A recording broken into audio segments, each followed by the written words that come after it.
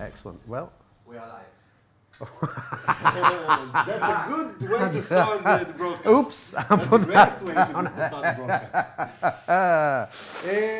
אחר צהריים טובים, ערב טוב, מה שלומכם? אנחנו מאוד מאוד שמחים שהצטרפתם אלינו לרגע המרגש הזה, ואין לי מילים פחות מפוצצות מלתאר את זה, כי באמת יש לנו היום ערב מאוד מאוד מיוחד. אנחנו נמצאים כרגע ב-BPM, ואנחנו בעצם משדרים לכם את סדנת הלייב הראשונה בעולם, יחד עם הסינת'יסייזרים החדשים של חברת נוביישן. כמו שהבטחנו, אנחנו מארחים בארץ את האנשים של נוביישן. אם לא הצגתי את עצמי, אז אולי זה הזמן. לי קוראים אייל גלדר מקילומבו. אז קילומבו יחד עם BPM בשידור לייב, סדנת הלייב הראשונה של הסינת'יסייזרים. אנחנו נראה אותם עוד מעט, אתם תראו אותם מצוין. נוביישן פיק, הסינת'יסייזר הגדול, שאני לא ארחיב עליו כרגע. יחד עם סירקיט מונוסטיישן, הסינת'יסייזר שהוא הייבריד של בייסטיישן וסירקיט, וגם כאן, אני לא צריך לספר יותר מדי, שמי שנמצא כאן לידי זה קריס קלקאט. Hey Chris, good evening. Hey Gilder, good evening. How are you? I'm great. Having fun in Israel so far? Oh, fantastic so far. Absolutely, yeah. What a wonderful place to come and visit, and especially to bring these new things across with me as well. It's a real pleasure to actually have them here. This is actually after Super Booth when we announced these two products, Peak and the Circuit Mono Station. This is the first time that they've been out on tour, as it were. So it's a pleasure to give this, which is I guess the first public demonstration outside of Super Booth. So it's a real honour to be here and to be able to do that. And yeah, I'll just say another few words, and then I'll let Chris do his magic with the new synthesizers. אנחנו הולכים להראות לכם, בעצם להציג לכם את שני הסינת'יסייזרים כאמור, סירקיט מונוסטיישן ופיק. נתחיל עם סירקיט מונוסטיישן. אנחנו מאוד מאוד נשמח לשמוע שאלות שלכם, לראות שאלות שלכם בפיד שלנו בלייב. תכתבו אותם, ואנחנו מאוד מאוד נשתדל במסגרת הזמן שיש לנו גם לתת לכם את ה-overview המלא ביותר על הסינת'יסייזרים, וגם לענות לכם, קריס מאוד מאוד ישמח לענות לכם על שאלות. אנחנו, כמו שאמרתי, נתחיל עם סירקיט מונוסטיישן. אני משאיר את הבמה לקריס, אני אחזור אליכם עוד מעט. שאלות שלכם בעוד רבע שעה, 20 דקות, אם יש לכם, אנחנו מאוד מאוד נשמח לשמוע. קריס, it's your time. Okay. Have a good time. Thank Give you. them a good time. Okay. I'd let the questions come in as well. Of Yeah, course. I will let you know, promise. Yeah, perfect. Great stuff. Right, okay. Well, I'm going to start off this presentation really looking at the Circuit Mono Station. And this is a very exciting thing, in my opinion. This is really an addition to the Circuit family of products. Of course, Circuits, the little groove box that we brought out about a year and a half ago, has been an incredibly successful product for us. And you know, we really wanted to expand the family, if you like, of what was on offer with Circuit. So, if you're not familiar, Circuit is a little groove box. It has two synth engines, 6-voice polyphonic synth engines, based on the Nova synth engine.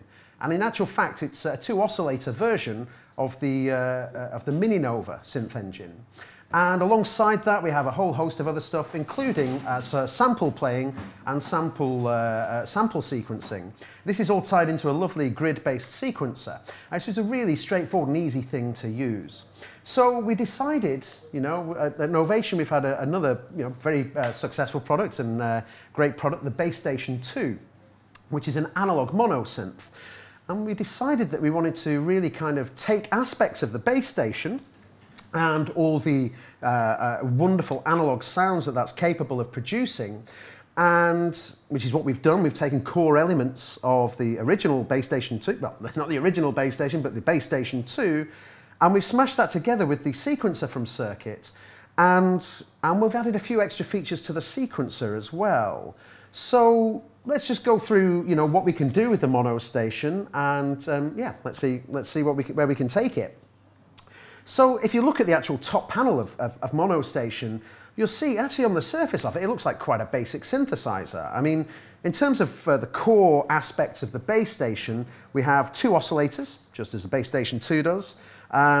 They have a coarse pitch tuning and a fine pitch tuning as well. This little section here is our mixer. We have these kind of clear pots here that actually light up as you increase, for example, the volume there. So you get a little bit of visual feedback. Actually, that's one of the things that a lot of people really love about the circuit, the fact that it's so visual. When you look at it, you kind of instantly know where you are. There's no kind of menu diving and none of that stuff. You just have to glance down at the circuit and you know exactly where you're at. And we've done exactly the same thing here with monostation, even to the point of putting little LEDs under each of the pots on the top of monostation. Anyway, I was saying about this architecture here. So we have two oscillators as the base station 2, and we have our filter here. It's a slightly different filter in terms of there's only the one filter. On the base station 2 we have our normal base station filter and also a second filter, which is the acid filter. But in this instance we've just got the single filter here.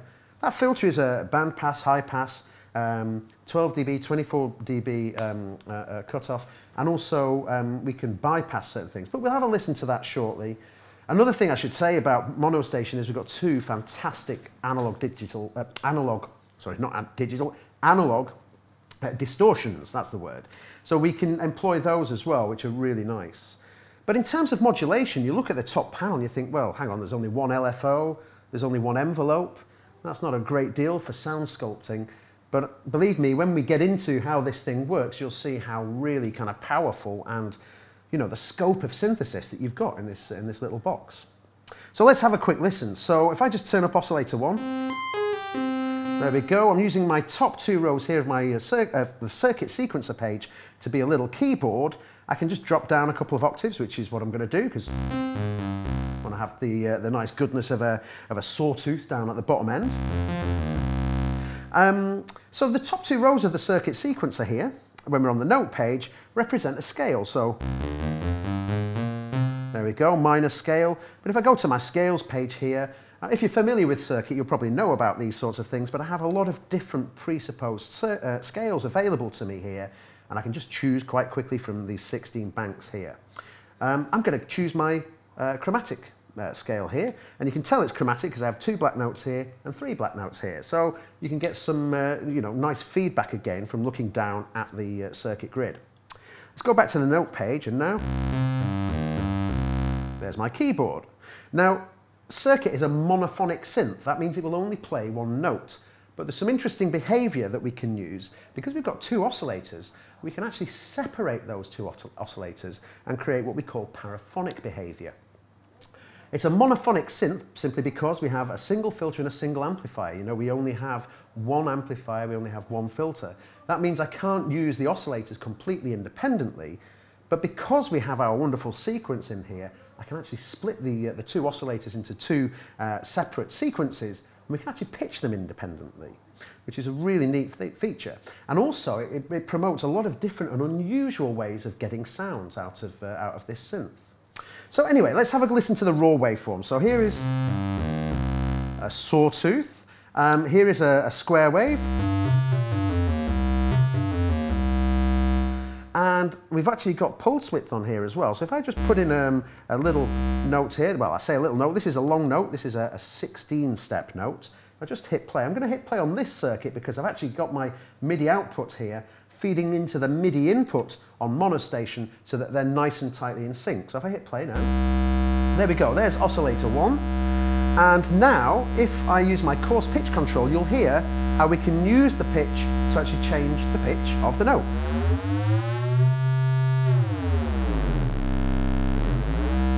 So we can use that to control the pitch, of course.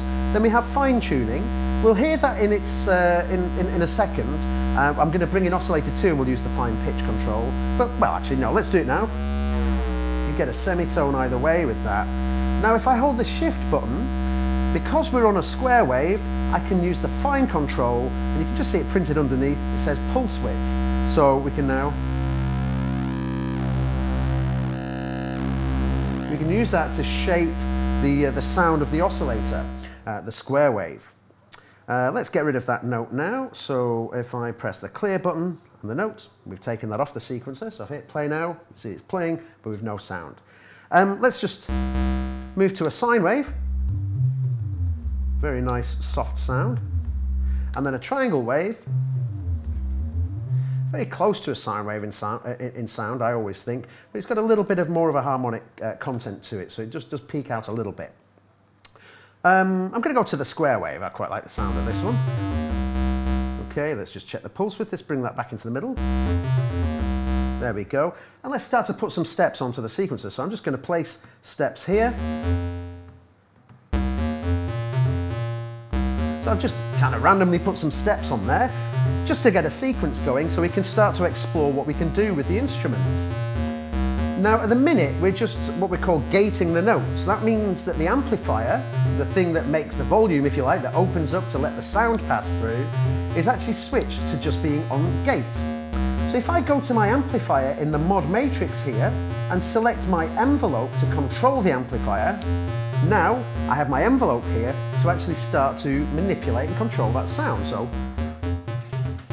we get a nice little percussive sound, just make that a little bit more spiky there so we can just get a bit more attack on there. Now, we've also got Oscillator 2. Let's bring that in now. So in my little volume pot here on the mixer, if I just bring that in, now we can hear Oscillator 2 coming in and Oscillator 1. It's thickened out the sound a bit, but actually I just want to get these to thicken out a little bit more. So I'm going to move to my Oscillator 2 page here and just fine tune a little bit. Now by just knocking the second oscillator out of tune, you can hear this nice sort of chorusing effect, this kind of phasing effect, and that's just simply because they're not identically in tune. And that just gives a nice kind of chorusy, thicker sound to it. A great way of getting, nice rich sounds out of an analog synth. So I'm just going to bring the release up a little bit now, so we can just hear that. And I'm going to bring in the sub-oscillator. Now the sub-oscillator is basically tied to Oscillator 1. So it's going to basically copy what Oscillator 1 does.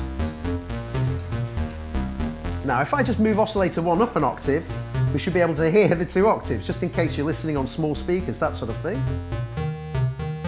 And again, we can hear there's two notes there. There's the octave above and then the sub as well. Let's bring it back down again so we get some nice booming sub. Okay, that's great in itself. We've also got a noise. And again, this is great for making hi-hat sounds and that sort of thing. So yeah, the noise generator is really useful there as well. And underneath that, we've got this ring 1 and 2. This is a ring modulation circuit. Now this is like an interaction between the 2 oscillators, and basically it's kind of what we call sub-indifference of those oscillators. And we can make some intriguing sounds with this if we really mess around with the tuning. So if I start to play around with Oscillator 2's tuning, it's starting to get really crazy now. Sometimes you can find a sweet spot like so. And sometimes that works nicely as well. But let's try a different approach now. I mentioned before that the mono station is what we call a paraphonic synth. And that means I can basically use 2 oscillators separately. They're still running through the same filter, still running through the same amplifier, but what we can actually do is separate out the oscillators and control the pitch of those oscillators independently. So you can see I'm on Oscillator 2 page here. So I'm going to place some extra notes on here. So I'm going to just maybe add some extra notes on here, just kind of randomly again tapping. Hopefully these will work, but we'll find out if they don't. Okay, open up the filter, you can hear it. You can hear now with the ring modulator, that's really going crazy because of the interaction, usually on a ring modulator, you would have what we would call like a fixed offset. You would have one oscillator at this pitch, maybe another oscillator at this pitch, and they generally don't separate and move around a bit. But if you do have them moving around and separating and playing different pitches, not only does it make a different pitch sound, but you get an interesting timbre and an interesting quality to that sound as well.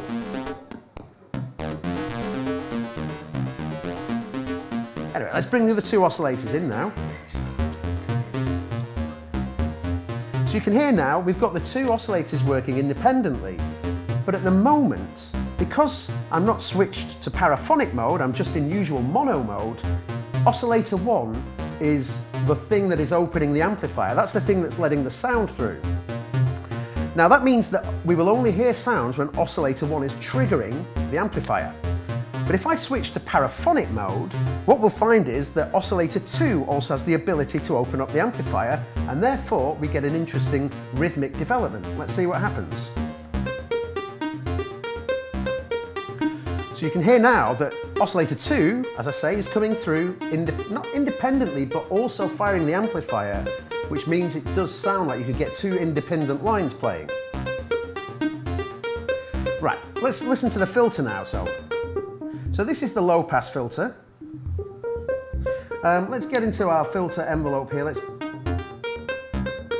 Now what I've done is in my modulation matrix, I've assigned the envelope not only to the amplifier but also to the filter, and this allows me to shape the filter sound with the envelope as well.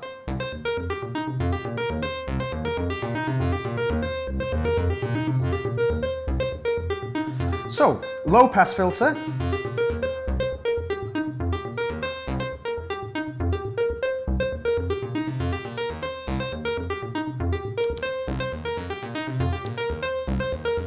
Let's move to the band pass.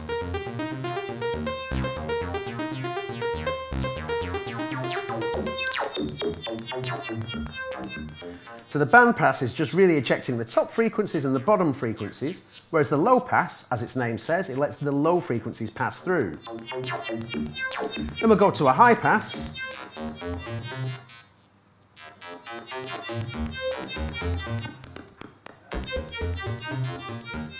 Go back to the low pass now.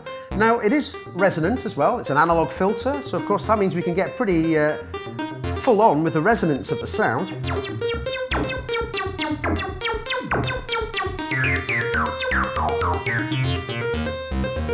We can also make the filter a bit less extreme. So we have two what we call slopes, if you like. We have a 24 dB per octave and a 12 dB per octave.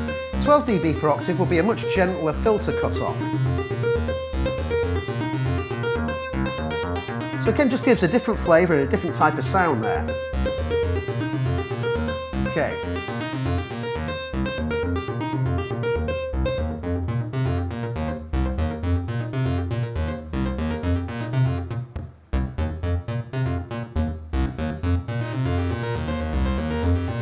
Okay, now, if I want to, I can bypass the oscillator for the noise. So let's just bring some noise in. You can hear it there just in the background with the filter, but if I press the bypass button, it's going to let the noise come through. You can also do that with the oscillator 2. Let's go to oscillator 2 and change the shape.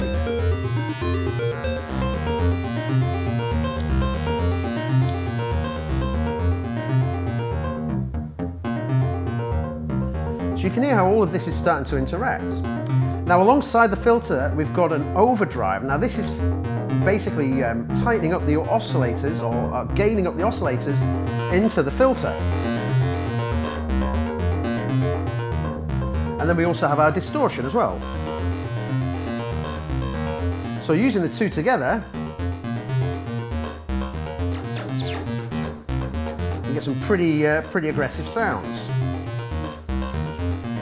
Okay, so that's the basic stuff, you know, oscillators, envelopes, filter, that sort of thing. But also we have our little mod matrix up at the top here. And this is really powerful because this allows me to access 4 different sources. So we have our envelope, we have our LFO, we have the mod sequence. The mod sequence is interesting, we will come to that.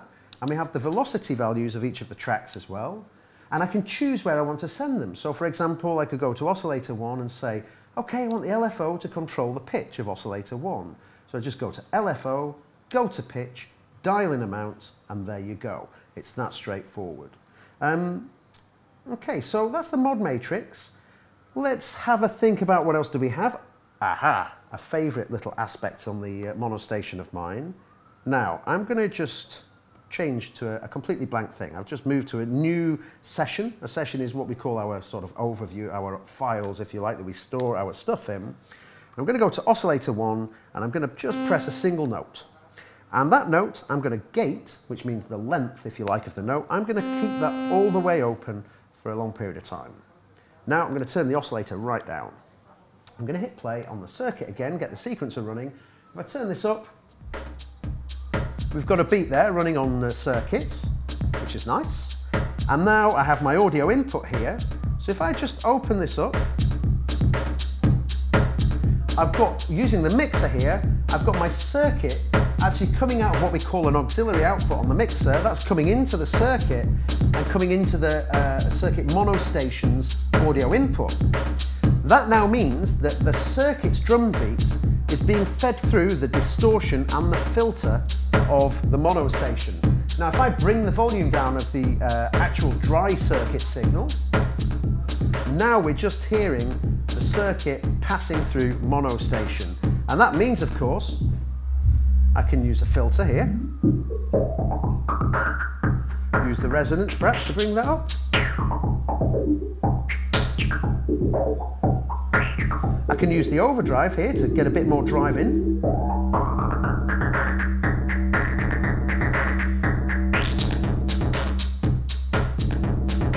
Maybe I want to bring in the distortion. Now we've got 3 types of distortion on here. They can get quite gnarly and quite nice, I think.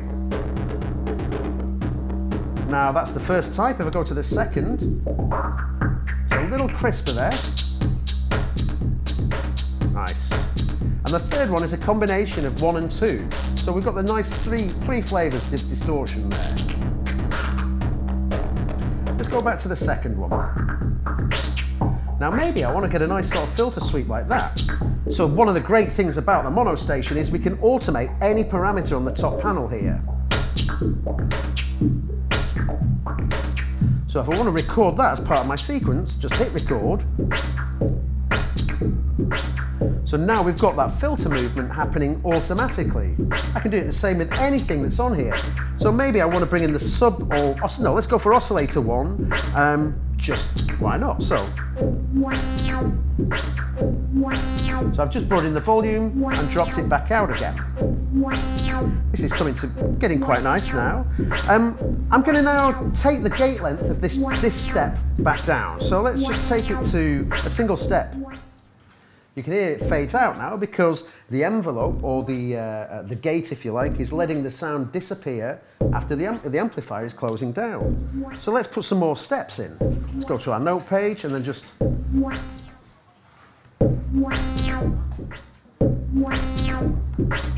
So you can hear now how the gate being opened is letting the audio pass through. But it'd be nice if I switched that now, the amplifier, to be opened by the envelope. And we can then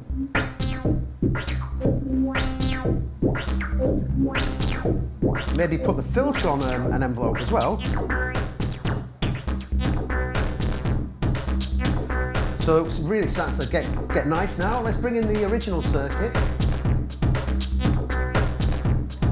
So you can see you can do some incredibly powerful things just by passing audio through circuit monostation.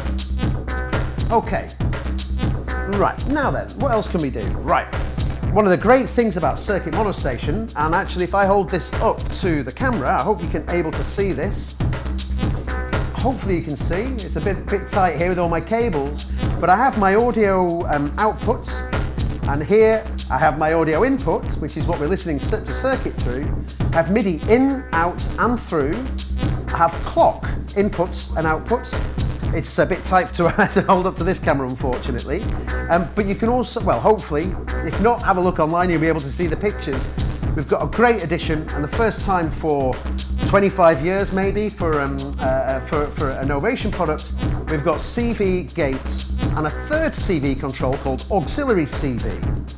So let's see what that means. Well, if I follow my little grey cable here, this is coming all the way over to this nice little O-coast make noise, and my so that's going to the gate.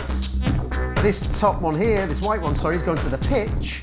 And I've got the Auxiliary Cv going to my overtone control. Now, if I bring up the volume of the O-coast, we should start to hear that triggered as well. So, let's just clear the automation on the oscillators there. So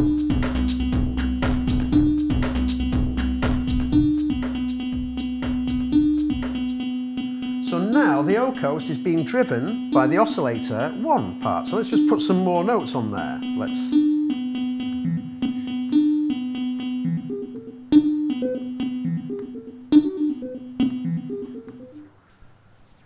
So we've just dropped some sound there. We've got, let's see.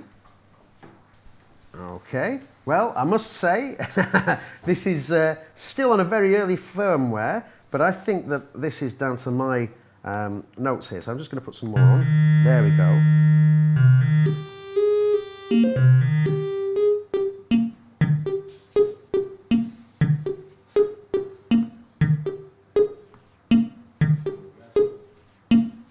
Okay, this is a new feature on Circuit Mono. We can actually shorten the gate lengths on here, which is a really nice thing. This is a new feature on the Circuit Mono station thing. So what's happening is my gates were a little bit too long. They were just running into each other.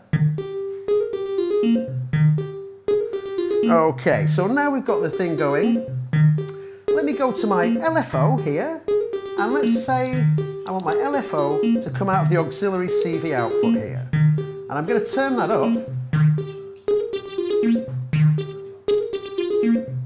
Now my LFO here is now controlling the overtone control here. Turn that up.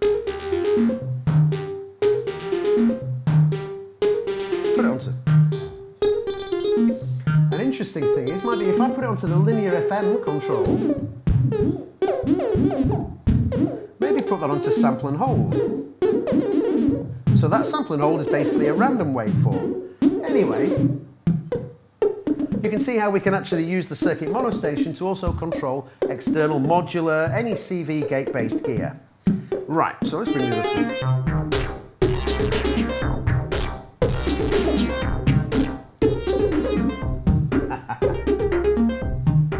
Right, so there we go. Now that's a quick look at the mono station. Most of the synth engine. There have been some improvements as well on the sequencer side of things. A couple of things I want to show you. The pattern settings page is really interesting.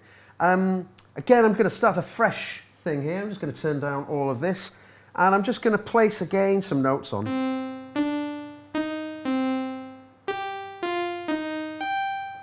And then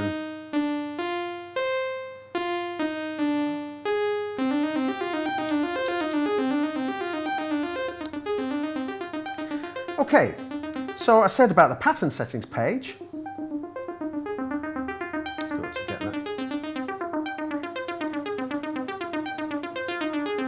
Okay, pattern settings page.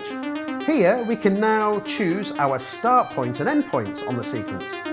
On the circuit we've always been able to choose the end point, so if I just press here, you can see now I've got, what's this, 11 steps, so we can do polyrhythms with that. But if I press the shift button, I can now choose a start point.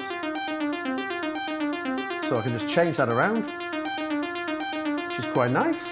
And then let's bring it back into the full 16.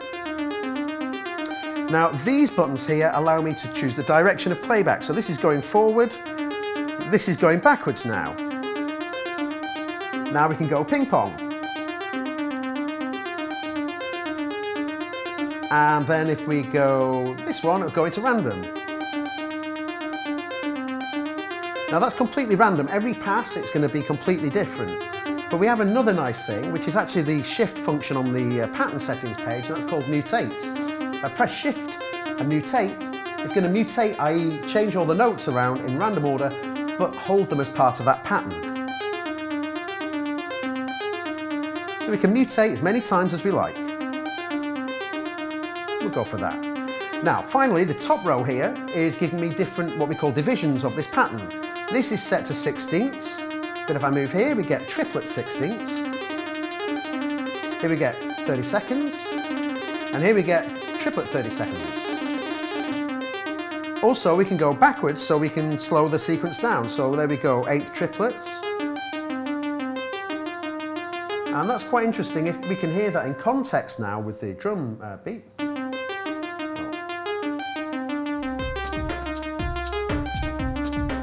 So you can get some nice rhythms up with that as well. And we can even go to the lowest setting, which is now basically, now turn these into crotchets or quarter notes.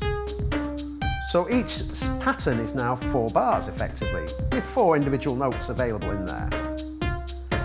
Okay, now I'm going to clear some notes off. Let's go back, go to the note page, clear some notes off.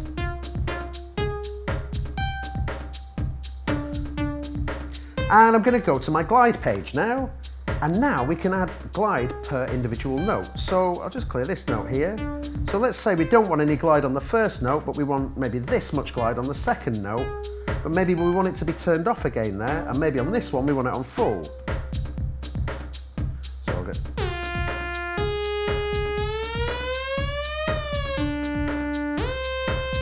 Yeah, that's a short glide. Short, now long. So you've got a lot of possibilities there with the glide feature as well.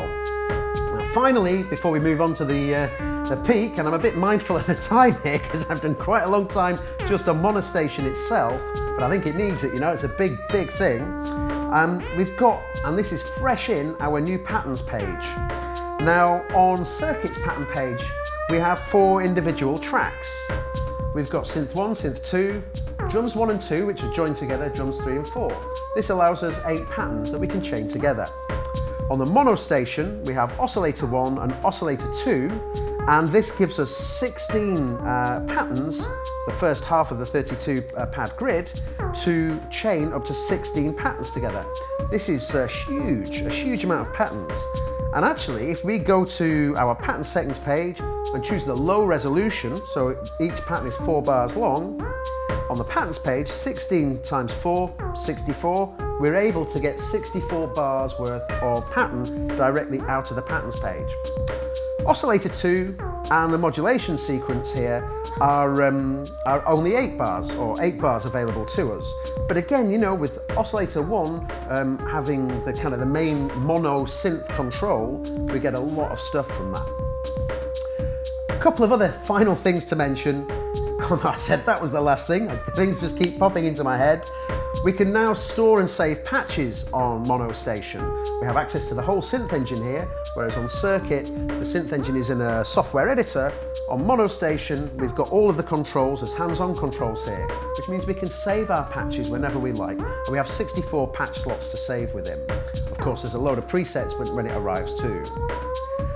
We also have a thing called Oscillator Sync. This is a traditional kind of method of analog synthesis where oscillator 2 will always restart or synchronize at the start of oscillator 1, regardless of its pitch. This is quite an interesting sort of sound. If you're familiar with Daft Punk, they've got a particular sound, and that often is using a sync sound. We've also got a key tracking option here, and I can turn key tracking off the filter. This is often quite a nice thing to do. So regardless of the pitch, the filter will behave in the same way. If I put it on full, then basically the higher up the sound, or the higher up the pitch, the filter will open itself up a little bit. So there we go. I think that's kind of a bit of a whistle-stop tour, really. The thing with the mono station is it's an incredible, powerful little box. And, you know, it's interesting how, you know, such a small and basic synth on the surface of it, when that's coupled together with the really advanced sequencing features of circuit, you know, we've got a really powerful, well, synthesizer and sequencer built into one.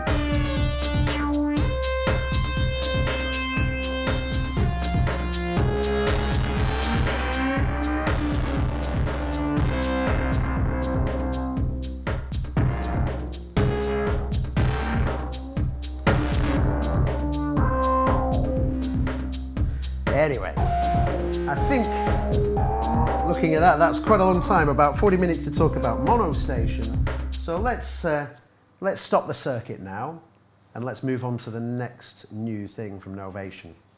And this is very exciting as well. In fact, it's so exciting, I'm going to have a nice big slurp of beer before I talk about it to you.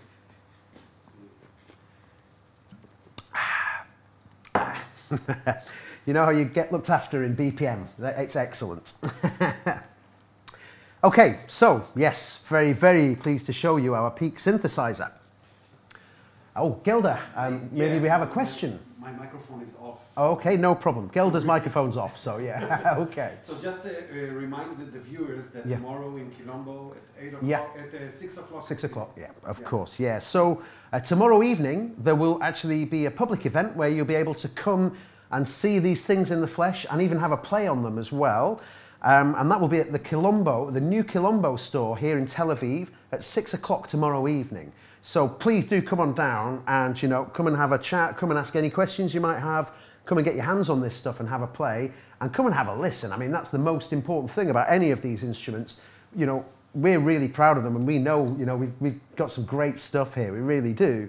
But, you know, it's up to you to decide as well, and, you know, we really want you to come and have a listen and have a play and see what you think too. So, right. So, after that little announcement and this natural pause, I might just have another quick slurp. Maybe start explaining that you're using Launchpad Yeah. as a keyboard. Of course, yeah, of course. So, I'm going to now demonstrate the Peak to you. And the Peak is a very, very fine and very exciting instrument. This is Novation's, let's say, biggest synth to date, certainly since the mid-90s, and is a real flagship instrument. I mean, it's an incredibly deep instrument. I don't anticipate that we're going to even scratch the surface of what this thing's capable of in the short time that we're going to have to demonstrate it to you. But I've been away over at Super Booth, and I've you know, been trying to catch up on all the sort of YouTube comments and this sort of thing about the about Peak whilst I've been away.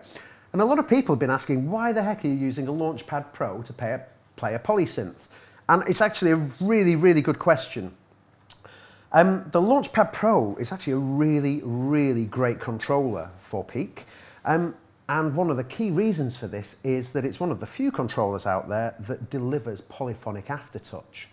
Now, this might seem a little advanced before we go into the engine, but just to explain a little bit of what poly aftertouch is. On a keyboard, on a keybed, you usually have aftertouch, and that means after you've played the note, you can push the keys down, and that will actually allow you to send some sort of controller message to your synthesizer, maybe to open up the filter or something like that, whilst you're playing. It's another form of expression. Most often, if you just press one note further down and you're holding a chord, all of the notes will actually react to that change in controller message. That's channel aftertouch. That's a standard aftertouch control. The Launchpad Pro, as I say, is poly aftertouch. That means each of the 64 grids on here allow me to individually open up the filter on the Peak. And this allows me to do some really nice things. So let me just bring in this patch here that I've made. This is a little patch called After Patch. And if I just press a note here, so you see I'm not pressing very hard here. The filter's not very widely open. Press the top note here, and then push down only on the top note. Hopefully you can hear there, the top note is opening up the filter, whereas the low note is still the same. Now if I ease the pressure on the top note and then bring out the pressure on the bottom note, the top note stays the same and the bottom note opens up. So this is a wonderfully expressive way of playing.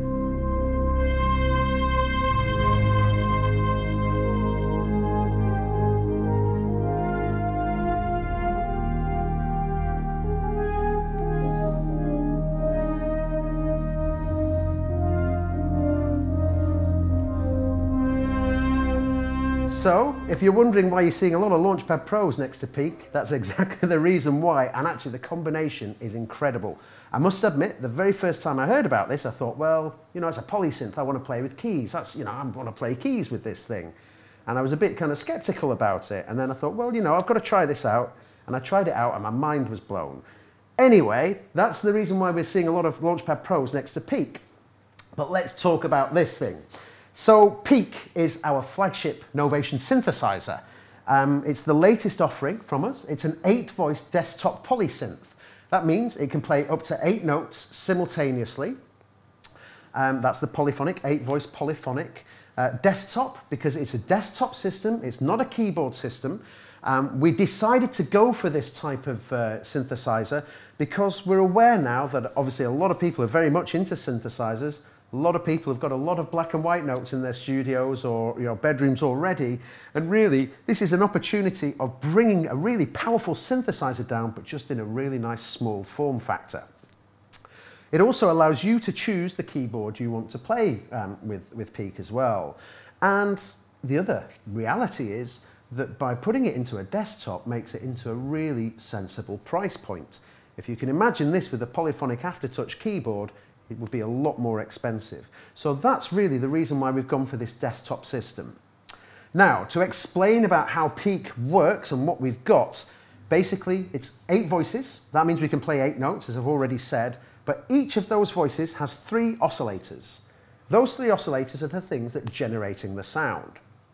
Now, you may have heard about digital and analog and all these different types of synthesis that are available, and the Novation Peak is actually very happy to be using both. It's got a foot on either side of this synthesizer technology. That is to say, it's analog where it matters. That's the filter, the distortions, the amplifier, it's analog, but it's digital where it counts. And that means that we can use the digital aspect to generate our oscillators, generate our effects that we can use as well, and actually all the top panel control is digital as well. Now this means that we can make use of a very, very powerful form of synthesis, digital synthesis. But being Novation, we didn't want to just go ahead and just sort of make any old kind of digital synth. We've really pushed the boundaries of what has been possible. And I personally think we've come up with something that is, well, potentially a bit of a game changer in many ways in the synthesizer world. And that is to say that we're using our oscillators in a non-traditional way. If you think of a traditional digital synthesizer, you would have a DSP, digital signal processor, which is the thing sort of generating, if you like, the sounds. But that's generating it in the digital realm, and it needs to come out into the analog realm so that we can hear it. Now, we're not using a DSP chip inside Peak, and actually we're not using digital audio converters either. We're using a thing called an FPGA, a field programmable gate array. Now that means that we can make use of this particular style of processor and the speed that it's capable of. Now, if you're familiar with kind of digital recording and digital synthesizers and this sort of thing, you'll have heard of sample rates, and this is generally how a digital audio converter will work. So for example, you might have heard of 44.1 kilohertz, 48 kilohertz, or 96 kilohertz. Basically, when you hear that, it's essentially saying, you know, 48 kilohertz is 48,000 samples or snapshots of a sound in a second. Now, a standard digital keyboard, digital synthesizer, keyboard, that sort of thing, is probably going to be 44.1 or 48. If you're really lucky, it might be a 96 kilohertz output. The FPGA that we're using is capable, well, is in fact running at a clock speed of 24 megahertz, not kilohertz, megahertz. And that means instead of running at sort of tens of thousands of samples per second, it's able to run at, well, 24 million samples per second. Now you can imagine the difference in the resolution and the quality of the sound that you're able to achieve from something that's outputting at that speed. Now, there's a whole load of technical stuff, and perhaps we should get into how it sounds rather than getting into that. But basically, we're using bitstream technology to get that signal directly out of the FPGA with a resistor capacitor filter. And it is essentially coming out of the FPGA at the same rates, at the same high resolution. It's not running through any DACs, any digital audio conversion, digital analog conversion, I should say. It's not doing any of that sort of thing. It's actually coming directly off the FPGA at this super oversampled, as we call it, rate. In fact, it's oversampling at around about 512, I think it is, times the speed of a straightforward digital synthesizer. That digital signal from the oscillators is then passed through the filter, which is a completely analog filter. So although we have digital technology in there, don't forget that Peak also has some incredibly powerful analog technology as well. And the filter is really the part where, on any synthesizer, where all the magic really happens. The filter is the character, is the, you know, is what you really look for in a synthesizer. And on Peak, it's completely analog. Completely analog. In fact, the aspects that we have in here are the distortions, the amplifier, and the filter. So the signal path, once it leaves the oscillators, is completely analog. If we want to, we can take it back into the digital realm again using the effects processors that we have here. But if you don't want to do that, you want to keep it completely analog, you can hit the bypass switch, and that is actually completely bypassing that whole section of the effects processor, and everything that's coming out of here is true analog. There's no two ways about it. It's an analog signal coming from an analog filter. That's true analog. But let's go back to the oscillators. I mentioned before about the FPGA and the speed that that's running, and that means that we have got really incredible resolution of the oscillators, and they behave and sound like analog oscillators. Here I'm going to move to an initialized patch. This button is probably one of my favorite buttons on Peak, by the way. Rather than have to dial through to an initialized patch, I can just tap that button and then I have a sawtooth. Brilliant. So here's my sawtooth waveform, and here is my coarse pitch control. I'll go up an octave. Let's go up. That's perhaps a bit too high for any... I think some dogs in the neighbourhood are crying now. Oh, here we go. Go up. Yep, that's beyond my hearing realm now. That's... Wow. That's when I stop hearing things. Still producing a sound, but I'm of that age now when I can't hear it, unfortunately. Now, the great thing about this is that I'm playing right up at the top register of the synth. And we're not getting any of the sort of issues that you get with a traditional digital waveform. We're getting no aliasing. It's true right the way up, and it's behaving like an analog oscillator. And that is the real power of Peak. And this is why I mentioned the word game changer before, because this is the first time we've got this sort of digital technology to be able to do this really at this sort of price point. So let's move down a couple of octaves and bring the oscillator down. Now, we've also got our different waveforms here. Square wave, the more feature, we'll come to that in a sec, sine wave, and triangle. So we've got our traditional analog wave shapes. These are numerically controlled analog wave shapes. So the triangle, the sawtooth, the square are numerically controlled. The sine wave is actually a wavetable. This is a set of samples, if you like, that have been generated to provide us with a wavetable of a sine wave. And this actually means it can behave like a different type of sine wave. Let's get a...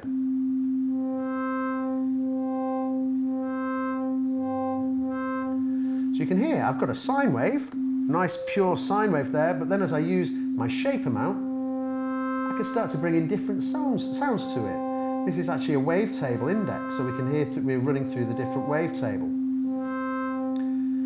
Now we can also do this on the analog, other analog wave shapes as well, triangle. So this is a bit more like, it sounds a little bit like sort of Oscillator Sync, but it's quite different. Now this sort of thing you cannot do on a traditional analog oscillator. This is one of the reasons why we thought we should really embrace what we can do here with this digital stuff, because we can do more than you can with a traditional analog oscillator. If you want to do this sort of stuff on an analog oscillator, we'd probably be looking at something the size of this table to be able to achieve it, you know? So we're able to do a heck of a lot of stuff. If we go to our saw, we get that nice true Novation super saw sound. We've got control over that. And if I go to my square, we can use pulse width. Now if I want to, I can even modulate this. That is to say, get an LFO, low frequency oscillator, to do the work for me. So let's go to LFO1. Let's put a bit of wave shaping on. Let's bring in LFO1 speed.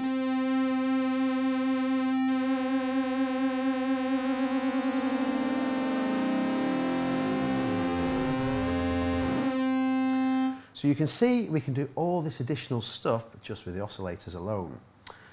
So our oscillators are here. Controls that we have are coarse pitch, which is our raw pitch, if you like. This is where we can move up an octave and down an octave. Fine control to make it just have a little bit of fine tuning. Our oscillator type here, I've not come to more yet. I should remember to come to that. That's quite important. We've got modulation stuff here as well, so I can modulate the pitch. So I can use an envelope over here, envelope 2, to modulate the pitch. Or I could use LFO2 to modulate the pitch, so. Like so. And I have my shape amount as well. And as we've seen, that can allow me to actually morph and control and shape the waveform. Now, I should, before we move on to the rest of the stuff, talk a little bit about the more switch as well. Now, the more switch allows me to access my wavetables. And on Peak, we have 17 different wavetables available to us. This, again, is something that is impossible to do, really, in the analog realm, and again, certainly anywhere near this sort of price. So this is a really powerful aspect. Here is a sine wave. It's actually a wavetable of the base station 2. And again, you can hear there's different kind of, here's it's kind of different harmonics, and here it's sort of adding harmonics to the sound as well. But if I want, I'll go to my choice here in my menu, and let's go to, I don't know, let's say wobbler. Why not? Let's get a bit... But this is almost like sort of additive in the synthesis sound, you know? Once again, I can use LFO to control this. So let's...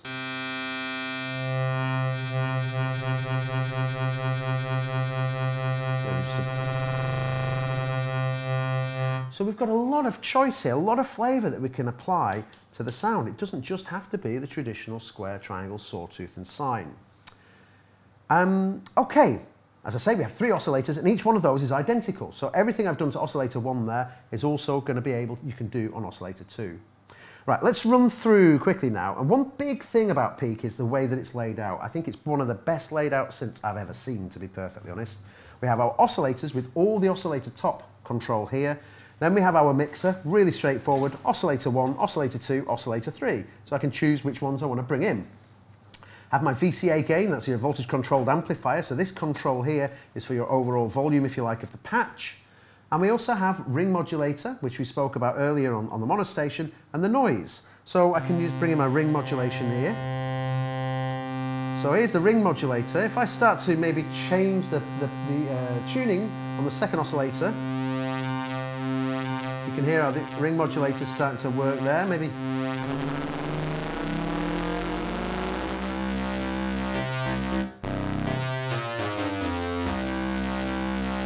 So that's just the ring modulator on its own. There's oscillator 1, oscillator 2. So there's the mixer, pretty straightforward really. This is where we can balance the sounds. That then runs into the filter. And the filter is really the filter that we've used in the base station. It's called an OTA-based filter, and it's a filter that we've used right from the start. When I say the start, I'm also referring to a legendary synthesizer from around about 1979, which is called the Wasp. Now, the Wasp was designed at that time, and analog synthesizers were, all that were available. They were designed by a chap called Chris Huggett. Chris Huggett is responsible for many, many important synthesizers from Great Britain over the years, including the Wasp from Electronic Dream Plant, and also including the Oscar from the Oxford Synth Company. Now, Chris has been designing Novation synths and working with us at Novation since the beginning. The base station, the original base station was his, all the Nova synthesizers, Ultra Nova, Mini Nova, all of that sort of thing. Those synthesizers are Chris Huggett designs. And as a reference to the heritage, if you like, of Chris's work, especially with the Oscar, which has become real classic synth, a very sought after and expensive synthesizer to buy these days, we've actually given our new oscillator technology a name, which is the Oxford Oscillators. So that's why you'll see that printed on the Peak as well. But let's move into the filter, as I've said. So the filter is, let's go initialized, is basically, here's our cutoff point. We have low pass, band pass, and high pass. And that's super resonance. You see, I've turned up the resonance there. Here, that's really screaming, So it's a really super resonant filter that we've got there. Again, we've got modulation for this, so I can apply LFO1 to it, perhaps, if I want. Let's go to low pass, LFO1. Now, one thing I want to say about the LFOs is, again, because we're using this FPGA technology, we can achieve incredibly fast speeds with it. So, there's an LFO. It's turned off at the minute. It's switched off. It's not actually working. So if I just increase the rate, there it is, start to work now. I've got a sawtooth waveform because, to be honest, that's my favourite type of LFO. And I'm going to move all the way up to the top. And this is what we call audio rate. You can hear how crazy that can get. But if I switch to the high setting, we do the same. Start with the LFO closed, not running. Increase the rate. Let's get that sped up a bit more. So now we're running into incredibly high rates. That's running at 1.6 kilohertz. That's probably the fastest digital LFO that I'm aware of. I mean, there may be some that are faster, but that's absolutely incredible. You know, it's genuinely fantastic. Lets you get that sort of effect as well, which I always love. So anyway, I was talking about the filter. We were saying that we have LFO here. We've got the envelope as well, so we can use the envelope to control and shape the filter. We've got tracking. I mentioned tracking before on the mono station. I can choose to turn tracking on, so that means as I run up the pitch, the filter is opening up as well. If I turn key tracking all the way down, even if I come down the scale, the filter's not moving. So that means the filter's fixed, or I can choose anywhere in between.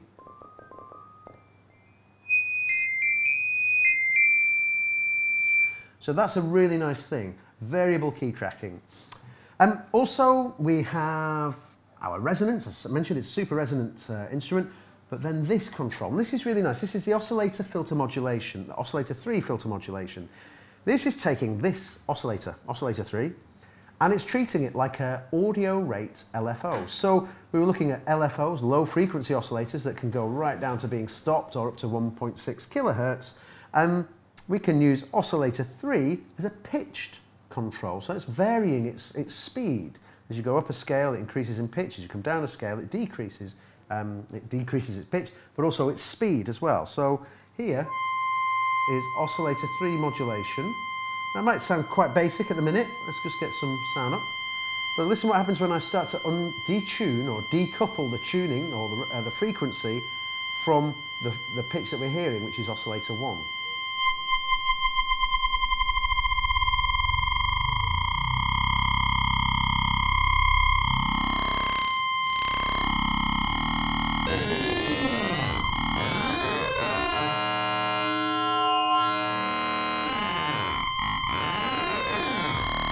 So if I add some LFO to that as well,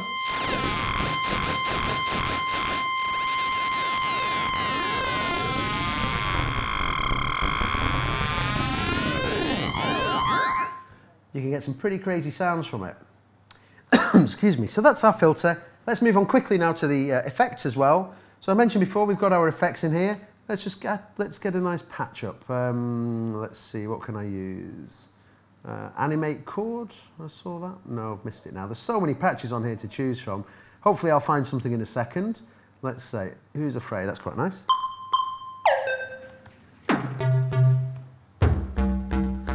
Here we've got a bit of delay on there.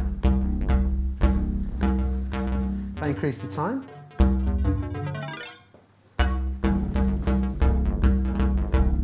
So we can use the delay there.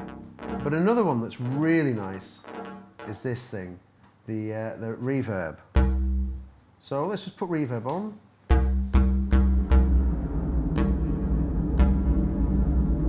Now if I change the room size, you'll hear it start to modulate and start to change its pitch.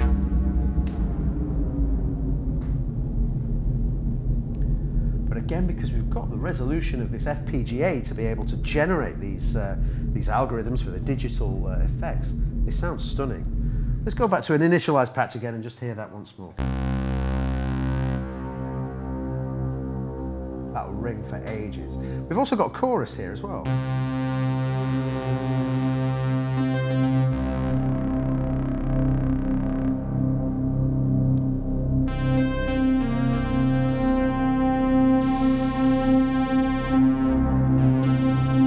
So the effects on here are really, really rich sounding.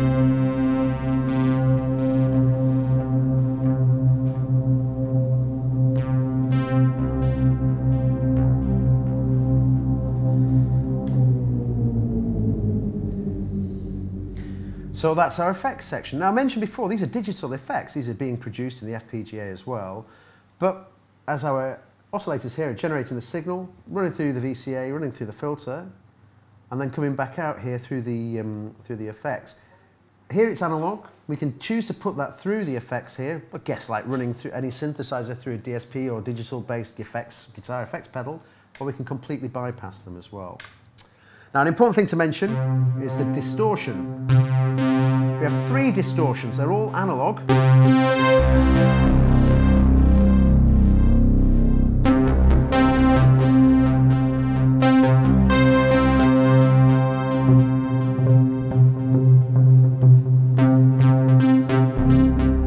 So the overdrive is the one that's running into the filter. We have a second one here in the voice page here, which allows me to go to my post filter drive. Get rid of those. And then finally I've got my distortion here with a bit of resonance on.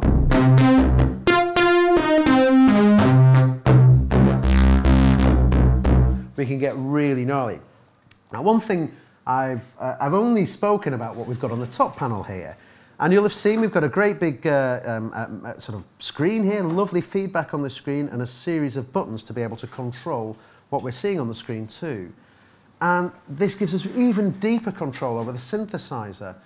I'm running very short of time now, so please do come over to Quilombo tomorrow evening and come and see me at the store at 6 o'clock just to have a look through it. We can go a bit more deeper on this. But I do want to just talk about the mod matrix page. This is probably one of the kind of the really, really strong features that we have on Peak. Well, one of them. I mean, there's so many of them. It's an absolute beast of an instrument. The mod matrix allows me to, well, let's think of it this way. On the top panel, we've got controls all over the place. You know, here's my cutoff point, here's my cutoff for the filter, here's my LFO, which controls that cutoff. So this is what we call normaled. It's a control that's already made there. We have our envelope, and we can choose that to be amp envelope or envelope 1. And I have access to my envelopes from the top panel here. But what happens if I don't want to use LFO1? I want to use LFO2 with my filter. Well, I have no control here to be able to do that. However, in the mod matrix page, I can do just that. The mod matrix page gives me 16 different slots for being able to make modulations.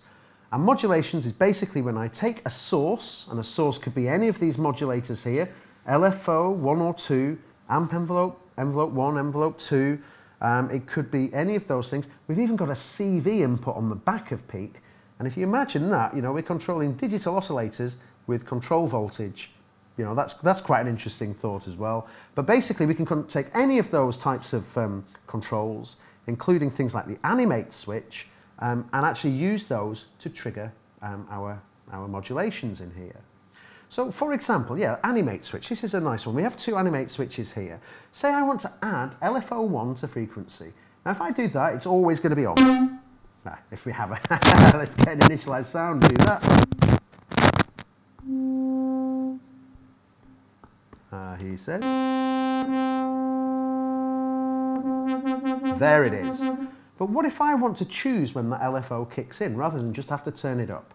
So in my mod slots, I can say, okay, let's take the Animate Switch. Where are we? Animate 1, here.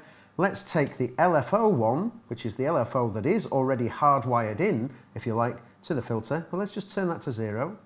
And now I'm going to add some depth. Okay. And I'm going to choose where that goes. So I'm going to go back to my destination. Now I have 37 destinations here. That's a massive amount of destinations. And I've got, I think, how many? 16 slots, 37 destinations, and I can't remember how many sources, but it's a lot. And that means that I think, well, there is a sum somewhere that tells us how many potential uses we can have for the mod matrix. It's in the sort of tens of thousands, which is crazy. However, I've now set up my Animate Switch so that I tell the filter when I want to turn it on. And I can hold that on as well. So hold button will just hold it on. So yeah, so basically the mod matrix allows me masses of extra control under the hood with Peak. It's pretty much similar to an actual modular synthesizer, except it's a little neater and a little easier to work because there's not too many wires about. I'm going to finish up now because I've been talking for far too long, and there's a beer there that won't drink itself. So I'm going to finish up. I'll just play a little bit more on Peak, maybe just some of the sounds that I'll just join you to say goodbye. Yes, of course. Yes, sorry, Gilder. Yes, please come on. And that means I can do this while you're saying goodbye. Is it okay? I'm on the air. טוב חברים, אני מקווה שהספקתם לספוג חלק מסוים מהכמות של האינפורמציה, הכמות האדירה של האינפורמציה שקריס נתן לנו כאן בצורה הכל כך מקצועית והנהדרת שלו. First of all, I'd like to thank Chris for being here, for being Hey, here. now listen, it's completely my pleasure, you know. I often get taught, is it hard work doing this? I mean, you know, we arrived here in Israel at 6 a.m. this morning after an overnight flight, and we've been around a number of places. The honest answer is it's not hard at all because this stuff is just so much fun. It's a real pleasure to be able to just come and sit and talk to you guys and you guys out there as well. Just about this stuff. This is the stuff I love to play with. So. I'm blushing in the name of our viewers, but really, it's been a big pleasure. Thank you. And I'll just say in Hebrew a few words. Of course, But really, thank you, Chris. אז באמת, תודה רבה, תודה גדולה לקריס קלקאט, שגם שהגיע לארץ וגם שבעצם נתן לנו את ההרצאה המאלפת הזאת אונליין. כמו שאמרנו, ואם פספסתם איכשהו, אז אנחנו מזכירים לכם שוב, מחר בערב, 6 בערב, קילומבו תל אביב, דיזינגוף סנטר בחנות החדשה, בחנות הדגל החדשה שלנו. קריס יהיה כאן, יהיה איתנו עם הכלים האלה, עם Circuit Monostation ועם פיק. דרך אגב, פיק זו היחידה אחת מתוך 2 בעולם, ותהיה לכם את ההזדמנות לראות אותה ולגעת בה ממש, אם תגיעו מחר לסדנה שלנו, אז אני מאוד מאוד ממליץ. 6 בערב, דיזינגוף סנטר, קילומבו. וזהו בסך הכל, אנחנו מאוד מודים לכם שהייתם איתנו, ומאוד מקווים שנהנתם. בקרוב, זמן הערכה, הרבה שואלים אותי לגבי מחירים וזמן ההגעה של הסינת'יסייזרים, אז אנחנו מדברים על אמצע סוף יוני, אולי תחילת יולי, עם מוצרים חדשים קצת קשה לדעת, אבל זה פחות או יותר זמן ההגעה שלהם אל הארץ. יש ביקוש עצום כבר עכשיו ברמה העולמית, אז ברגע שנדע מחירים, אנחנו נפרסם אותם, זה יהיה כנראה בימים הקרובים, נפרסם אותם, ואם אתם באמת מעוניינים, אז כדאי מאוד מאוד להקדים ולתת פרי-אורדר על המוצרים האלה. אז תודה רבה, שיהיה ערב טוב, נתראה מחר, דיזינגוף סנטר, קילומבו תל אביב, ותודה ענקית למי שערכו אותנו כאן, מכללת BPM, אנחנו בעצם, השתמשנו בפלטפורמה הנהדרת הזאת של BPM, מכללת BPM שנמצאת בתל אביב כמובן. זה הכל, תודה רבה, ערב טוב, להתראות.